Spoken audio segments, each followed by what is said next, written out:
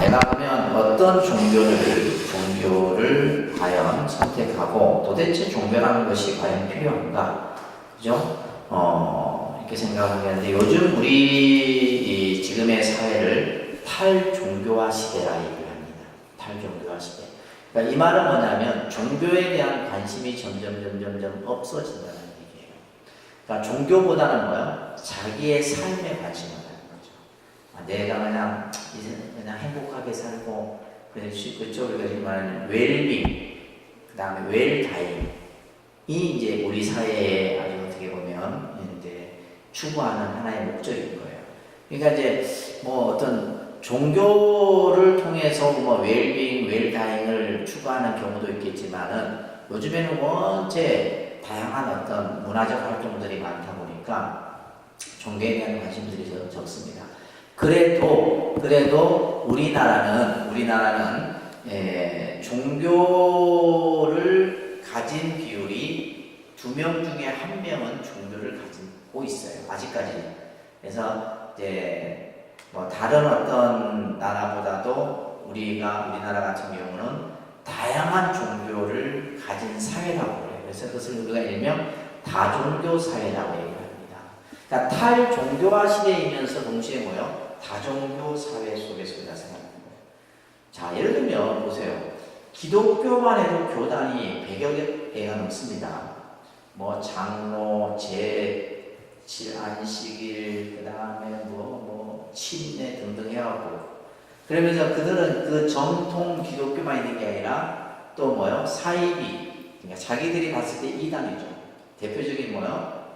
대표적인 여호와증. 여호와증인 같은 경우는 뭐 요즘에 또 그 한 종교 집단이 있죠. 갑자기 요즘에 기억력이 창원에 저 가다 보니까 그 사무실이 있던데 뭐죠? 그분들을 내가 나는 이제 그 창원에 있을 때 유니폼을 입고 아줌마들이 이렇게 쫙 온 거예요. 그래서 이 사람이 무슨 어디 회사? 신천지 여러분들 그런데 가면 큰일 납니다. 신천지인데 내일 창원에 있는 절까지 와갖고 이 사람들 웃기게 절밥도 스님 밥 좀 주세요 해서 밥도 먹고 그래. 그래서 난 처음에 무슨 일이 신천지가 뭔지 몰라갖고 자기들 무슨 큰 행사를 하는데 나를 초대한다는 거야.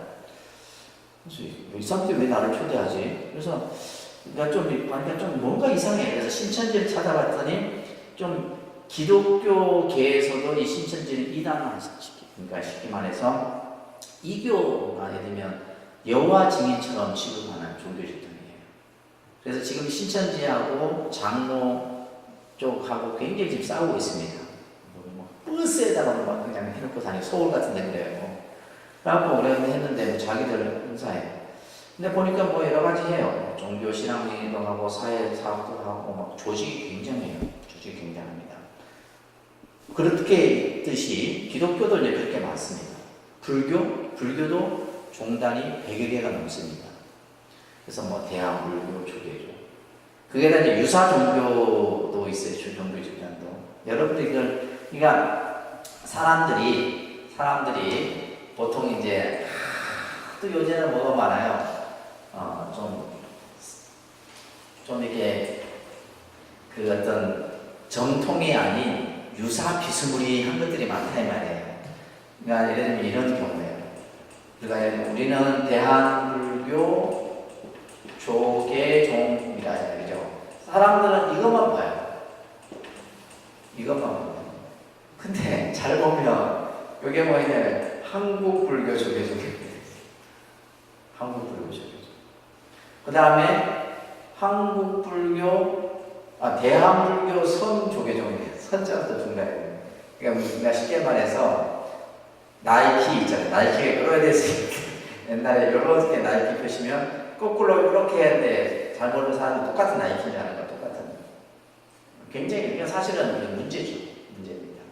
그래서 여러분들이 이제 이 공부를 하셔야 돼요. 우리가 이제 대학에서는 이제 보통 이제 교양 수업에 종교학 개론이라는 그 공부를 합니다. 종교학 개론을 하긴 하는데 그래서 뿐만 여기도 보면 이제 또 보면 호국 불교 조계종 하여튼 뭐가 많아. 그래서 이걸 여러분들이 잘 보셔야 돼요. 그 다음에 이제 뭐, 우리 뭐 태고종도 있고, 원불교도 있고, 뭐 많습니다. 이런 것들이 많은데, 어떤, 그만큼 이제, 그만 있는 게 아니죠. 우리는 또 뭐냐면, 뭐, 천도교도 있고, 천리교도 있고, 뭐, 대순진리에도 이것도 좀 골치 아픈 종교 집단이에요. 대순진리 같은 경우. 근데 그런 종교 집단들이 오히려 더 잘 됩니다. 희한하죠. 희한해요. 대순진리 같은 경우는 실제로 제안하는 분들도 보면, 이제, 막 집에 아파트 문서도 갖다 주고 막 다 그런데요. 아파트 문서도 땅 문서도 갖다 주고. 근데 나한테는 아무도 안 갖다 주더라고요. 찾아주는 사람이 없어. 그래서, 참, 그래서 방법도 어떻게 하면 그렇게 될 거. 네, 요즘에 그게 좀 연구 대상감이다. 사실은. 그러니까 이제 이게 종교라는 것이 이제 참 무서운 겁니다, 사실은. 종교라는 것은 그래서 그 사회주의에서는 종교는 아편이다 이렇게 얘기를 하기도 했어요. 종교는 아편이다. 그러니까 쉽게 말해서 뭐예요? 세뇌가 한번 돼버리면 그냥 자기 종교밖에 모르는 거예요.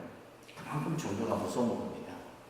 종교라고 하는 것이 그래서 여러분들이 잘 이해를 해야 됩니다. 지금은 이제 우리나라가 보통 10년마다 인구조사를 합니다. 그죠? 그 인구조사에서는 여러 가지 데이터를 정부에서 돌출을 해내요. 예를 들면 뭐 주거 상황이라든지 그 중에 이제 하나는 뭐냐면 종교 인구 분포도 조사를 해요. 그걸 꼭 하셔야 됩니다. 그래서 왜냐하면 지금 우리나라의 인구가 얼마인데 불교 신자가 몇 프로고 기독교 신자가 몇 프로고 천주교 신자가 몇 프로 여기에 따라서 정부가 종교 정책이 달라집니다. 쉽게 말해서 예산도 달라져요. 중요한 거예요, 사실은. 그리고 대통령이 갈 때 옆에 누가 쓰느냐, 이거 뭐야, 이 순서도 달라집니다. 여러분 잘 모르죠? 청와대에 가잖아. 청와대에 가면 이게 그냥 아무나 쭉 가는 게 아닙니다. 여러분 그냥 막 쭉 가는 것 같죠? 아니에요. 예를 대통령 옆에 누가 있고, 이게 자리에 앉으면 대통령 옆에 누가 앉고, 이게 자리가 다 정해져요. 예를 들면, 우리 같은 경우 이제 지금 아직까지는 우리 대한민국 조계종이 이제 어느 정도 작은 규모다 보니까 항상 대통령 옆에 조계종 총무원장이 앉고, 그 다음에 옆에 누가 앉으면 기독교, 그 다음에 천주교, 이런 식으로 그 자리겠죠. 그게 움직일 때도 딱 동선 딱 움직이는 거 보면 딱 그렇게 움직입니다. 그만큼 그러니까 이게 그냥 단순한 하나의 아니에요. 하나의 무슨 말이 아니라 이런 어떤 아까 얘기했듯이 불교 신자가 얼마면 그래서 예를 들면 이제 군대 같은 경우도 그래요. 군대 군 장병들이 불교 신자가 많다면 법당이 커요. 군 장병 기독교 신자가 많다면 교회가 큽니다. 지을 때 그래 짓는다 이 말이에요. 국가 예산으로 그만큼 이제 이 종교 정책에 대해서 그래서 예를 들면 우리가 그 문체부 문화관광체육부 안에 종교 담당 부서가 있어요.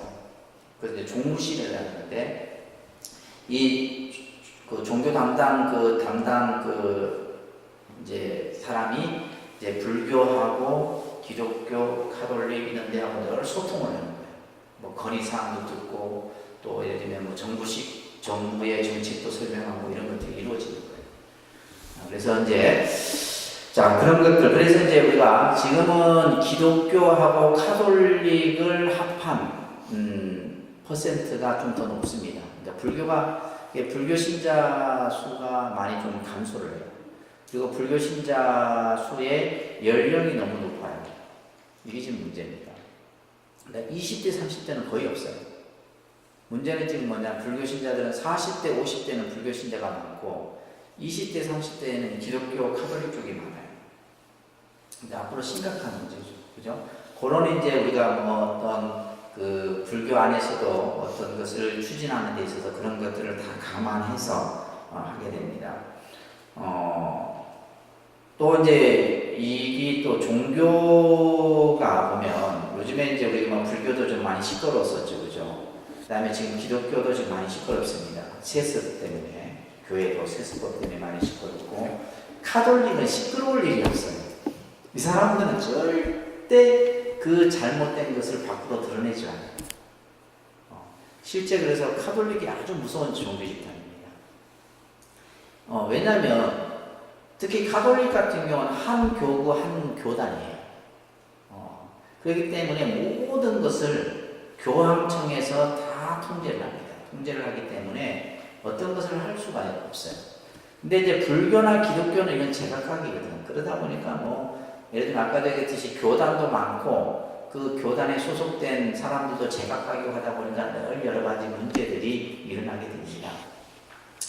자, 우리가 먼저 종교가 시작되는 그 개념을 한번 보게 되면 우리는 이 종교라고 하는 것은 인류의 역사와 더불어 시작이 된 거죠, 그죠? 예를 들면 이제 뭐 서양에서는 이 종교라는 개념 자체를 신의 중심의 개념에서 종교를 먼저 생각을 하게 되죠. 그러나 이제 동양에서의 종교적 개념은 조금 다릅니다. 그래서 인간은 본래부터 우리 스스로를 뭐라냐면 불완전한 존재로 생각을 하는 거예요. 그러니까 인간이 할 수 있는 것은 한계가 있다는 얘기죠. 요즘에 여러분들 그런 거 많이 안 느낍니까? 자연재해 앞에서는 인간이 할 수 있는 게 진짜 아무것도 없어요. 지금 과학이 발달되고 뭐 그냥 온갖 문명이 발달됐다 할지라도 천재지변 앞에서는 인간이 굉장히 무력하죠, 그죠? 옛날에는 더 했다는 거예요. 지금은 그나마 지진이 일어나고 뭐 예를 들면 해일이 일어나고 뭐 또 태풍이 오고 미리 예측을이라도 하잖아요, 그죠? 과학이 발달돼서. 옛날에는 어떻게 했어요? 그런 현상이 일어나면 뭐요? 뭐 어떤 하늘의 신, 절대자 이런 어떤 개념으로 이제 뭐죠? 신이 노해서, 그죠? 또 하늘의 옥황상제가 화가 나서 뭐 이런 개념으로 이해를 했다는 거예요. 그러다 보니까 이제 인간들은 어떻게 해요? 그 신을 믿게 되고 절대자를 숭배하게 되고 하게 되는 거죠. 그래서 이제 우리나라 같은 경우는 예를 들면 자연신, 그래서 자연 숭배 신앙이라고 하는 것이 기본적으로 제일 처음에 만들어지게 되는 거예요. 그래서 우리는 예를 들면 하늘이라고 하는, 왜냐하면 하늘에서 비를 내리기도 하고, 그죠? 또 해를 비춰주기도 하고, 그래서 하늘에 대한 항상 이런 어떤 동경하는 마음이 있었어요. 그 중에서 뭐요? 해, 달 이런 개념, 별 이런 것들. 또 그 다음에 이제 우리는 뭐요? 오래된 나무, 그 다음에 돌, 그 다음에 바다, 그죠? 이런 것에 대한 그 신앙적인 생각들이 있는 거죠. 그러면서 이제 완전한 어떤 전지전능한 절대자를 의지하게 되고 그런 것을 찾으면서 종교라는 것이 시작이 된 겁니다. 그래서 우리가 이제 종교 제엄의 재현성이라고 하는 이제 이 윌리엄 제임스라고 하는 분이 이제 사람들이 종교에 들어가면 입문하게 되는 유형을 이렇게 얘기를 하고 있어요. 첫째는 어떤 특별한 계기보다는 일반적인 여건에 따라서 종교를 선택하게 된다는 거예요. 예를 들면 가족이 우리 집안이 불교라서 내가 불교를 선택하게 돼요. 그죠? 또 친구의 권유에 의해서 내가 또 종교를 선택하게 돼요. 이건 일반적인 경우에 해당되는 스타일이에요. 근데 대부분의 이제 사람들은 어떤 삶의 고난에 부딪혔을 때, 내가 살아가는데 큰 어려움에 부딪혔을 때 종교를 찾게 됩니다. 대부분 사람들은 여기에 해당된다고 보면서, 그래서 대부분의 이제 불교 신자들이 불자가 되는 케이스가 뭐냐면 아들이 고3, 아들, 딸이 고3일 때 가장 절에 많이 옵니다. 그전에는 안 와. 그전에 안 오고, 그러고 이제 또 뭔가 힘든 일이 있었을 때 저를 찾아요. 이제 이런 이제 유형들, 그죠? 이 있다라는 것을 아마 여러분들도 이 두 가지 유형 중에 해당되리라 생각합니다.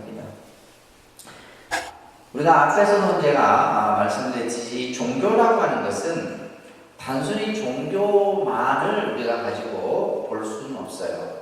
우리가 여러분들이 종교에 대한 이해를 갖는다라고 하는 것은 이 종교라고 하는 것이 예를 들면 정치, 경제, 문화, 그죠? 예술, 또 뭐요? 우리가 흔히 말하는 관습, 이런 모든 것에 서로 뭐 하고 있다라는 거예요. 관계를 맺고 있다라는 거죠. 특히 이 불교라는 종교는 역사가 1700년이나 됐기 때문에 이것은 어떤 하나의 종교이기보다는 우리 하나의 문화입니다. 문화예요. 그래서 예를 들면 얼마 전에 우리 내가 요즘에 이제 이 핫한 트렌드가 뭐냐면 사찰 음식이에요. 왜냐면 사찰 음식 이끌어 사람들은 뭐냐면 건강식이라 생각하는 거예요. 건강식. 사찰 음식 이끌어 건강식. 그리고 실제로 이 사찰 음식이 유럽에서 극찬을 받는 거예요. 유럽의 이름 있는 셰프들이 그냥 이 사찰 음식 한번 접하면요 반할 정도예요. 근데 그 사람들은 어떤 생각이냐면 이거는 하나의 종교만의 문화가 아니라 한국의 문화라는 거예요. 사찰 음식. 근데 우리가 예를 들면 템플스테이 같은 경우도 마찬가지예요. 이게 이제 불교가 가지고 있는 가장 아주 어떻게 보면 좀 이렇게 고가치적인 개념이죠. 근데 이것은 이제 예를 들면 템플스테이 같은 경우도 원래는 2002년 월드컵 때 세계 많은 사람들이 오니까 우리가 호텔에서 다 수용을 못하는 거예요. 그래서 했던 것이 템플스테이. 외국 사람들을 이제 절에서 하룻밤 자게 하고 그러면서 이제 그때 이제 정부에서 예산을 지원을 해주는 거죠. 방도 수리하고 근데 이제 그 예산이 지금 굉장히 큽니다. 사찰 템플스테이 예산이 커요. 그러다 보니까 이제 이 템플스테이가 그러니까 외국 사람들에게 설문조사를 하죠. 한국에 가장 인상에 남는 게 뭐냐 물으면 가장 많이 나오는 답이 뭐냐 템플스테이 지원이에요. 사찰에서의 예불 참석을 하고 바로 공양을 하고 그죠? 이런 예를 들면 명상을 하고 이런 것을 가장 인상적이에요. 그러니까 예를 들면 템플스테이라는 개념이 종교 어떤 불교의 어떤 그런 어떤 개념이 이전에 그 사람들에게는 뭐냐면 한국의 문화라고 인식을 해요. 그러니까 예를 들면 국가의 예산이 이제 계속해서 지원이 되는 거예요. 그래서 이제 기독교인들이 지들 같은 이제 자기들도 해야 되겠거든요. 그래서 처치 스테이. 근데 누가 가나? 교회 문화나 성당 문화는 유럽이나 이쪽이 더 이미 자기들 그죠 갖춰져 있는데 그러니까 안 되는 거예요. 안 되는 거예요. 그래서 이 종교라고 하는 것이 경제, 문화, 예술 다과 상당한 연관성을 영향을 주기도 하고 받기도 합니다. 그렇기 때문에 이제 우리가 밑에 보게 되면 기독교를 모르면 서양 문화를 우리가 알 수가 없습니다. 그래서 예를 들면 우리가 영문학을 하는 사람 그러면 성경을 봐야 돼요. 그리고 예를 들면 우리가 유럽에 뭐 음악을 한다 이러면 뭐요? 카톨릭의 어떤 그런 문화와 또 의식을 이해를 해요. 그래서 이제 기독교를 모르면 서양 문화를 모르는 것이고 불교를 모르면 동양 문화를 이해하지 못하는 것이고 회교를 모르면 중동 문화를 이해하지 못하는 거예요. 그래서 그런 얘기가 있지 않습니까? 어느 이제 철학을 전공하려고 하는 한 학생이 내가 보통 철학하면 서양 철학을 먼저 떠오릅니다. 서양 철학. 서양에 여러 이제 철학자들이 많잖아요. 그죠? 이제 서양 철학을 하는데 이제 이 학생이 교수를 만나서 이제 교수가 어디에서 왔느냐니까 코리아 대한민국에서 왔대요. 그러면 너네 대한민국의 문화는 어떤 문화냐? 이제 우리의 문화는 어떻게 보면 불교 문화거든요. 유교와 불교 문화가 혼재되어 있는 거죠, 그죠? 그래서 그 불교에 대해서 아느냐, 니네 문화에 대해서 아느냐, 모른다. 아니 자기의 문화도 모르면서 어떻게 다른 나라 서양의 문화를 배우려고 하느냐. 니네 문화부터 먼저 배워라. 그래서 사실은 우리가 이제 우리 문화의 정체성이 요즘은 없죠. 왜 없어진 겁니까? 급속도로 우리는 급속하게 이제 서양 문화를 무분별하게 받아들인 거예요. 서양 문화를 무분별하게 받아들임으로 인해서 우리가 가지고 있는 고유의 문화, 그나마 여러분들 불교가 있었기 때문에, 불교라는 종교가 우리 문화 속에 이렇게 침투했기 때문에 그나마 이걸 보존하고 유지할 수 있었던 겁니다. 그걸 여러분들이 아셔야 돼요. 예를 들면 이런 경우예요. 우리나라에 요즘에 여러분들 간혹 뉴스에 보게 되면 사찰 입장료 때문에 좀 이슈가 되죠, 그죠? 이슈가 되는데, 우리가 예를 들면 뭐 내일 가는 월정사라든지 오대산, 설악산, 또 그다음에 유명한 산들 보게 되면 실제 우리가 보통 이제 예전에는 국가에서 이것을 국립공원이라 딱 지정을 해놔버립니다. 이때 박정희 정권 때 이걸 가장 많이 해요. 박정희 정권 때 이제 좀 그것을 예를 들면 그 당시에 이제 자연 보호 이런 것들 많이 했잖아요. 새마을 하면서 우리나라에 이제 조금 좋은 산들을 국립공원으로 다 지정을 했는데, 근데 실제 이 국립공원의 산의 주인은 누구냐면 사찰이에요. 사찰이에요, 사찰. 그래서 실제 지리산의 3분의 1은 사찰 소유에 있습니다. 지리산 국립공원이라도 그냥 국립은 국가의 소유의 땅을 이제 국립이라 해야 되는데 사찰 소유의 땅이 더 많더라고요. 설악산 마찬가지입니다. 지리산에 가면 백장암이라고 하는 조그마한 암자가 있어요. 조그마한 암자인데 이 백장암이 가지고 있는 땅이 어디냐면 내 눈에 보이는 이 전체의 땅이 다 그 암자 땅이에요. 80만 톤. 그러니까 뭐 어디에서 그러니까 경계 표시도 안 해놓죠. 경계 표시도 안 해놔. 통도사 같은 경우는 800만 명이에요. 통도사 그 뒤에 영축산 전체가 다 통도사입니다. 근데 이제 그렇기 때문에 사찰이 있었기 때문에 어떻게 보면 지금의 우리가 자연 유산을 유지할 수 있었던 거예요. 지금의 이제 많은 사람들이 뭐 통도사, 해인사 이런 데 가서 그죠? 근데 그것은 뭐냐면 그게 이제 받는, 예전에는 이제 그랬었어요. 국립공원 입장료 따로 받고 사찰 입장료 따로 받았는데 국립공원 입장료를 국가에서 없앴어요. 없애고 사찰 입장료만 남겨둔 거예요. 사찰 입장료. 그러니까 예전에는 이중과세였는데 한 개 묶어서 받았습니다. 근데 이제 통도사 같은 경우는 도립공원도 아니고 국립공원도 아니에요. 그런데도 이제 전통 사찰이면 그것을 받을 수가 있어요. 그걸 이제 국가에서 인정을 주게 되면 받을 수가 있는데, 근데 그 돈이 실제로 60% 정도는 국가로 들어가요. 그러니까 사람은 다 거기 절에서 가지는 거죠. 아니에요. 국가에서 60% 가져가고 나중에 이 돈이 다시 나와서 이제 보수 유지하는 데 쓰여지는 거죠. 나중에 한 30% 40% 정도가 사찰에서 이제 쓰레기 처리라든지 이런 것에 쓰여지는 거예요. 그래서 우리가 이제 이 자연유산이라든지 우리의 어떤 이런 문화적인 것들 이런 것들은 불교가 있었기 때문에 유지가 될 수 있는 겁니다. 그래서 엘리야게라고 하는 이 종교학자는 종교는 문화적 산물이다 이런 말을 하기도 합니다. 종교는 문화적 산물이다. 자, 그 정도로 오늘은